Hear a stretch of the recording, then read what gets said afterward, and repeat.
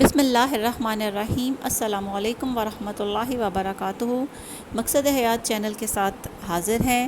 اگر ابھی تک آپ نے اس چینل کو سبسکرائب نہیں کیا تو اسے سبسکرائب کر لیں تاکہ آنے والی ہر نئی ویڈیو آپ کو مل سکے، اور آپ کائنڈلی پلیز اس کو آگے ضرور شیئر کیجیے گا، چاہے اپنے گھر میں ہی کسی ایک انسان کو بتائیں، اپنی بہن کو، بھائی کو، اپنی بیوی کو، شوہر کو، جس کو بھی آپ بتائیں ضرور کہ روز کی حدیث ہے یا آیت ہے ضرور بتائیں، تاکہ دین کا کام چاہے چھوٹے لیول پہ بھی ہونا چاہیے گھر میں۔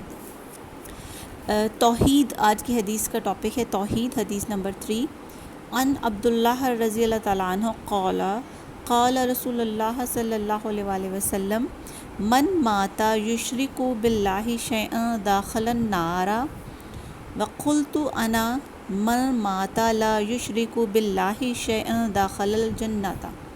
عبداللہ بن مسعود رضی اللہ تعالیٰ عنہ سے روایت ہے کہ رسول اللہ صلی اللہ علیہ وآلہ وسلم نے فرمایا، جو شخص اس حال میں فوت ہوا کہ وہ اللہ کے ساتھ کسی کو شریک ٹھہراتا ہو وہ آگ میں داخل ہوگا، اور میں راوی یعنی جو روایت کر رہے ہیں کہتا ہوں، جو شخص اس حال میں فوت ہوا کہ اللہ کے ساتھ کسی کو شریک نہیں ٹھہراتا ہو وہ جنت میں داخل ہوگا۔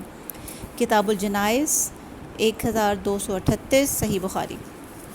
اب آپ دیکھیں اس کے اندر شرک سے منع کیا گیا، توحید یعنی شرک کا الٹ۔ شرک سب سے بڑا گناہ اور ظلم ہے۔ ایک گناہ جس کو اللہ نہیں بخشے گا وہ شرک ہے، باقی جس کو چاہے اللہ بخش دے، سزا دے، یہاں تک کہ اگر کوئی مسلمان جہنم میں اپنے گناہوں کی وجہ سے چلا جائے گا لیکن اس نے شرک نہ کیا ہوگا تو اس کو بھی جہنم سے نکال لیا جائے گا۔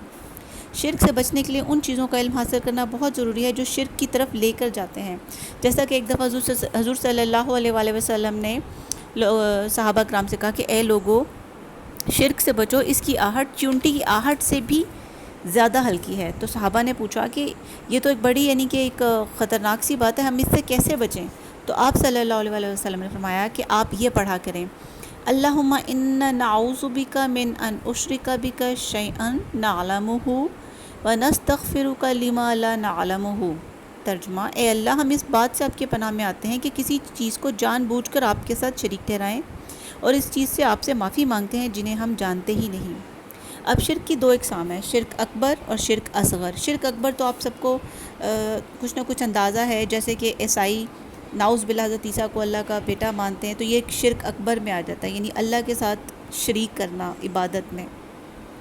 شرک اصغر جو ہے وہ نیت اور ارادے کا شرک ہے، جسے ریاکاری آپ کہہ سکتے ہیں، ریاکاری کو کہتے ہیں۔ عمل کو خالصتاً اللہ کی ذات کے لیے کرنا چاہیے، یعنی کہ اگر جیسے ہم نماز پڑھ رہے ہیں اور اچانک سے ہمارے ساتھ کوئی آ کے کھڑا ہو جائے تو ہم فوراً نماز میں زیادہ درستگی شروع کر دیتے ہیں، تو یہ بھی ریاکاری میں آتا ہے۔ اللہ کو ہر وقت جانے کہ وہ مجھے دیکھ رہا ہے۔ اس کے علاوہ یعنی کہ ریاکاری جیسا جو شرک ہے یہ بہت زیادہ خطرناک ہے کہ ہم لوگوں کو اندازہ بھی نہیں ہوتا اور ہم لوگ کر رہے ہوتے ہیں۔ تو جیسے کہ رسول اللہ صلی اللہ علیہ وآلہ وسلم نے فرمایا کہ مجھے تمہارے اوپر سب سے زیادہ شرک اصغر کا خوف ہے۔ لوگوں نے پوچھا یا رسول اللہ صلی اللہ علیہ وآلہ وسلم شرک اصغر سے کیا مراد ہے؟ آپ صلی اللہ علیہ وآلہ وسلم نے فرمایا ریاکاری۔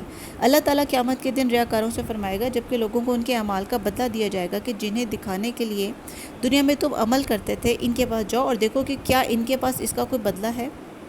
تو اللہ تعالیٰ ہم سے ہماری دعا ہے کہ ہمیں ہر طرح کے شرک سے بچائے۔ اس کے علاوہ تعویذ گلوں میں لٹکانا یا کہیں پہ لٹکانا، بدشگونی لینا، غیر اللہ کی قسمیں کھانا، یہ بھی شرک کے زمرے میں آ جاتی ہیں۔ اللہ تعالیٰ ہمیں محفوظ رکھے، اپنی دعاؤں میں یاد رکھیے گا۔ اللہ تعالیٰ ہمیں اپنے دیدار سے محروم نہ کرے اور یہ کام ہمارے لیے آخرت کی نجات کا ذریعہ بن جائے۔ سبحانک اللہم و بحمدک، اشہد ان لا الہ الا انت، استغفرک و اتوب الیک۔ اللہ ہماری دعاؤں کو قبول فرمائے، آمین ثم